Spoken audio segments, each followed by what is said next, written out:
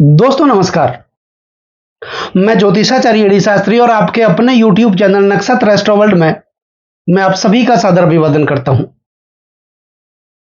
दोस्तों हमारे सौर परिवार में सबसे महत्वपूर्ण ग्रह और गोचर में सबसे प्रभावशाली ग्रह हमारे कर्म के कारक, न्याय के देवता, कर्म फलदाता, कलयुग के न्यायाधीश, दंडाधिकारी शनिदेव मार्गी से बकरी होने जा रहे हैं।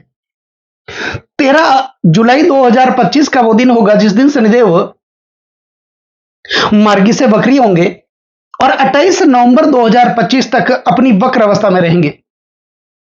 तो ऐसे में शनिदेव की इस वक्री चाल का प्रभाव मकर राशि वाले जातकों के जीवन पर अगले कुछ दिनों तक किस प्रकार देखने को मिलेगा, इस वीडियो के माध्यम से हम जानने वाले हैं और समझने वाले हैं। दोस्तों शनिदेव धीमी गति से चलते हैं, इसलिए वो प्रभावशाली माने जाते हैं, क्योंकि फल देते हैं धीरे धीरे देते हैं। शनिदेव गिराते हैं, दबाते हैं, तपाते हैं और तपाने के बाद एक साधारण से कोयले को भी धीरे धीरे हीरे में बदलने का सामर्थ्य सिर्फ शनिदेव के पास है। आपने कोई ग्रह की महादशा और ढैया का नाम नहीं सुना होगा, लेकिन शनिदेव एक ऐसे ग्रह हैं जिनको 7.5 व ढैया का हक दिया गया। यह किसी के पास नहीं है। अब शनिदेव वक्री होंगे तो सबसे पहले यह जानना बहुत जरूरी है कि वक्र होता क्या है। वक्र का मतलब होता है उल्टा, उल्टा चलना। तो कभी कोई ग्रह कभी उल्टा चलता है, वाकई कोई ग्रह उल्टा नहीं चलता है, लेकिन ऐसा आभास होता है, ऐसा प्रतीत होता है। और ज्योतिष के कई सारे सिद्धांत तो ऐसे हैं सिर्फ आभास पर लिखे जाते हैं। और इसका एक प्रबल उदाहरण हम सूर्य को लेकर दे सकते हैं। पंचांग में सूर्य का उदयमान और अस्तमान दोनों लिखा हुआ होता है, सबको पता है। पूर्व दिशा में सूर्य उदय होते हैं और शाम को पश्चिम में अस्त होते हैं। लेकिन यह भी सभी को पता है कि सूर्य अपनी जगह पर स्थिर है, वो गतिमान नहीं है। तो फिर उदय और अस्त किसका हो रहा है? उदय और अस्त पृथ्वी का हो रहा है। लेकिन ऋषियों ने जैसा देखा वैसा उन्होंने लिखा। अब जब कोई ग्रह वक्री होता है उस ग्रह में चेष्टा बल बढ़ जाता है, फल देने की जो इच्छा होती है वो प्रबल हो जाती है, अधिक हो जाती है। और ग्रहों में मुख्यतः 6 प्रकार का बलाबल पाया जाता है: स्थान बल, काल बल, दिग्बल, नैसर्गिक बल, चेष्टा बल और दृष्टि बल। दोस्तों कोई भी ग्रह जब सूर्य से एक निश्चित दूरी बना लेते हैं, अधिकतम दूरी बना लेते हैं, तो वो ग्रह धीमा चलता हुआ प्रतीत होता है। और जो धीमा चलता हुआ प्रतीत होता है वो उल्टा चलता हुआ प्रतीत होता है। कैसे? अब सभी ग्रह सूर्य के चक्कर लगाते हैं और हमारी पृथ्वी वो भी सूर्य के चक्कर लगाती है। और जो ग्रह सबसे ज्यादा दूर हैं और पृथ्वी उस ग्रह को ओवरटेक करती है, आगे निकलती है, जो पीछे रह जाता है वो उल्टा चलता हुआ प्रतीत होता है। तो ऐसा सिर्फ आभास होता है। अब 29 मार्च 2025 को शनिदेव ने राशि परिवर्तन किया था, यानी वो अपनी मूल त्रिकोण राशि कुंभ राशि से निकल करके देवगुरु बृहस्पति की मीन राशि में विराजमान हुए।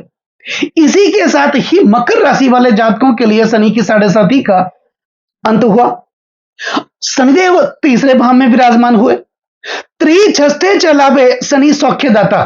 जब भी शनिदेव गोचर बस परिभ्रमण करते हुए हमारी जन्म राशि से यानी कि चंद्रमा से तीसरे छठे वो एकादश भाव का संचरण करते हैं, अत्यंत शुभ फल प्रदान करते हैं। तो उस स्थिति में जातक को ये भी क्या देते हैं? ततो लाभकारी हिरण्यम रणाम नपा मित्र पक्षो जया चेष्टम लाभम करो तृतीय लाभम सुख संपदम च, अर्थात धन का लाभ देते हैं, वस्त्र और आभूषण का लाभ देते हैं, व्यापार का लाभ देते हैं, शिक्षा का लाभ देते हैं, पदोन्नति का लाभ देते हैं, विवाह का लाभ देते हैं, रोजगार का लाभ देते हैं। तो इस प्रकार का लाभ देते हैं जब शनिदेव गोचर वर्ष परिभ्रमण करते हुए तीसरे भाव में आते हैं। तीसरा, छठा और 11 भाव जिन्हें कहते हैं त्रिषणा भाव, और त्रिषणा भाव में शनिदेव अत्यंत शुभ बल प्रदान करते हैं। राहु आपके धन कुटुंब और वाणी का भाव जो कि द्वितीय भाव है उस भाव में विराजमान है। राहु का शनिदेव के साथ मित्रवत संबंध भी है। तो शनिदेव लग्नेश बनकर के तीसरे भाव में विराजमान हो। और ऐसे में जब ये वक्री होंगे तो तीसरे भाव का फल तो ये दे ही रहे थे, लेकिन अब देंगे ये आपके द्वितीय भाव का फल, क्योंकि जब ये वक्री होंगे तो इस भाव का फल भी देंगे। धने से धन के जातो धनवान गर्भ सवित। ऐसे में ये व्यक्ति को धन से परिपूर्ण कर देते हैं। परिवार का लाभ देते हैं, कुटुंब का लाभ देते हैं, हमारी आर्थिक स्थिति को ये अच्छा करते हैं। तो शनिदेव तीसरे भाव में विराजमान है, वक्री होंगे तो तीसरे भाव का फल देंगे। तीसरा भाव किसका है? तीसरा भाव है पराक्रम का, साहस का, ग्लैमर का, सोशल मीडिया का, आत्मविश्वास का, भाई बहनों का। तो ये कुटुंब, परिवार और भाई बहनों का तो सुख देंगे ही देंगे, इसी के साथ ही पारिवारिक सुख की प्राप्ति भी देंगे, आपकी आर्थिक स्थिति को अच्छा करेंगे। अब जो लोग मीडिया के क्षेत्र से जुड़े हैं या फिर सोशल मीडिया के क्षेत्र से जुड़े हैं, ग्लैमर के क्षेत्र से जुड़े हैं, उनके लिए तो शनिदेव जब ये वक्री होंगे, इसका शुभ प्रभाव देखने को मिलेगा।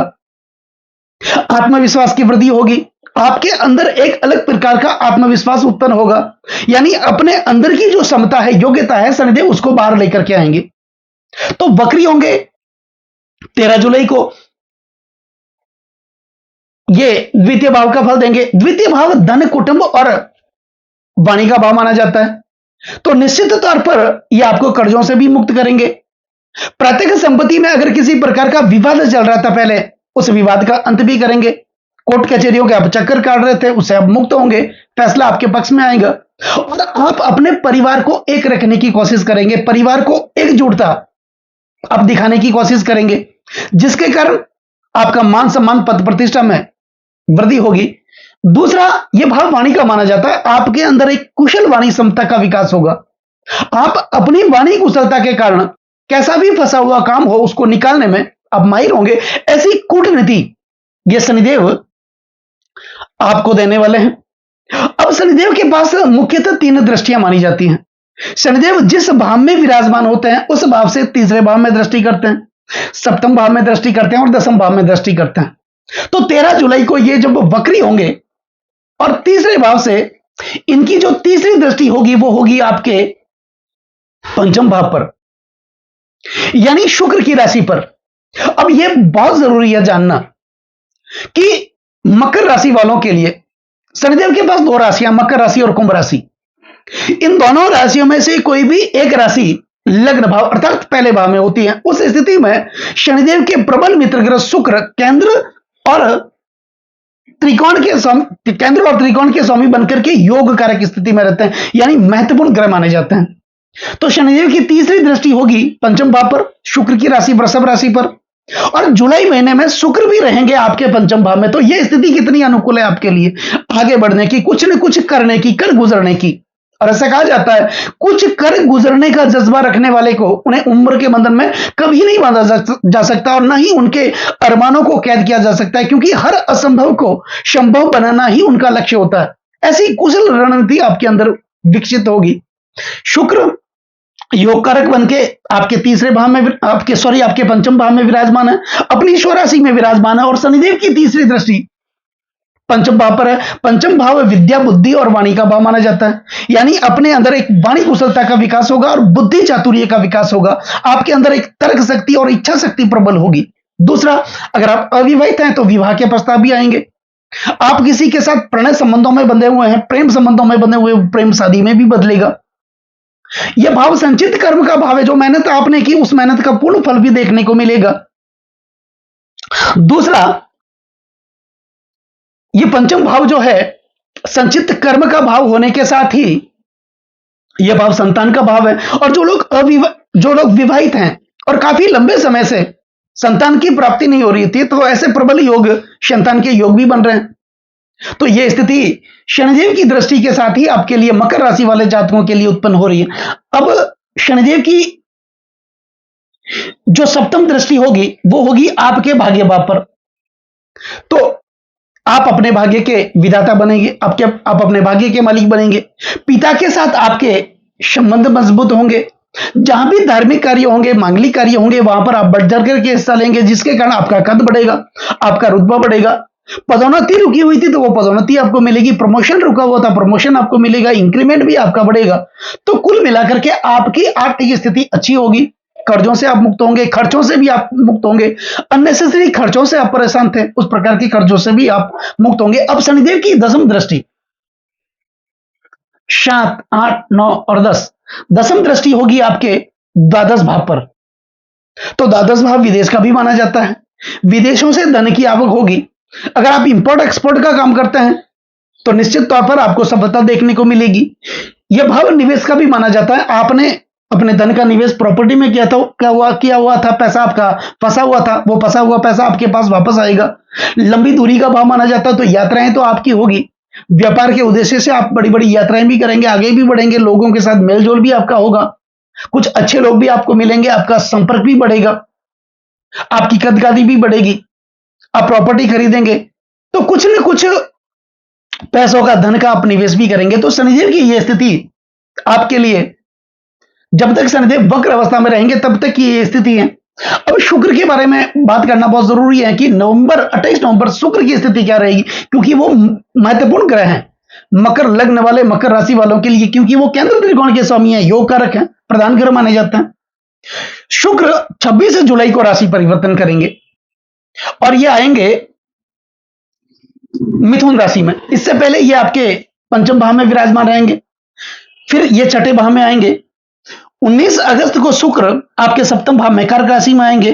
13 सितंबर को शुक्र सिंह राशि में यानी कि आपके अष्टम भाव में आएंगे। उसके बाद 9 अक्टूबर को शुक्र कन्या राशि में यानी कि आपके भाग्य भाव में विराजमान होंगे।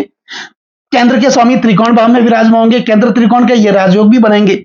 और उसके बाद 2 नवंबर को शुक्र तुला राशि में अपनी स्व राशि में केंद्र भाव में दसम भाव में विराजमान होंगे। तो मालवीय नामक पंचमहा पुरुष राजयोग का निर्माण करेंगे। तो कह सकते हैं कि आने वाले दिन 13 जुलाई से लेकर 28 नवंबर 2025 तक मकर लग्न, मकर राशि वाले जातकों के लिए जीवन का निर्माण करने वाला होगा। तो अब बात करते हैं कुछ महत्वपूर्ण उपायों की। उपाय में शनिदेव का प्रमुखता से उपाय करें। शनिदेव के 20 मंत्रों का, शनिदेव के पौराणिक मंत्रों का आप उच्चारण करें। ओम नीलाजनम समाभासम रविपुत्रम यमागर्जम छाया मार्तंड संभूतम तम नमामि शनिचरम, इस मंत्र का उच्चारण करें। ओम कृष्णागाय विद्महे रविपुत्राय धीमहि तन्नो शनि प्रचोदयात्, इस मंत्र का भी आप उच्चारण करें। और विशेष तौर पर भगवान शिव की आराधना आप जरूर करें, क्योंकि शनिदेव के प्रिय देव हैं भगवान शिव, और जिनके ऊपर भगवान शिव की कृपा भी प्राप्त हो जाती है, वहां पर शनिदेव की कृपा भी प्राप्त हो जाती है। और श्रावण महीने की शुरुआत भी बहुत जल्दी होने वाली है, तो यह निश्चित तौर पर आपको करना ही है। तो दोस्तों, कैसा लगा ये वीडियो अगर आपको अच्छा लगा हो, मेरा समझाने का तरीका अगर आपको सार्थक लगा हो, तो इस वीडियो को आप आगे से आगे शेयर जरूर करें, बेल आइकन बटन को जरूर दबाएं, ताकि मेरे आने वाले और भी नई नई वीडियो के नोटिफिकेशन सीधे आप तक पहुंच जाएं। लाइक जरूर करें, कमेंट जरूर करें, क्योंकि आपका एक लाइक और एक कमेंट मेरे अंदर बहुत ज्यादा आत्मविश्वास बढ़ता है। और कमेंट में ओम नमः शिवाय, जय शनिदेव आप जरूर लिखें, और चैनल को सब्सक्राइब जरूर करें। नमस्कार।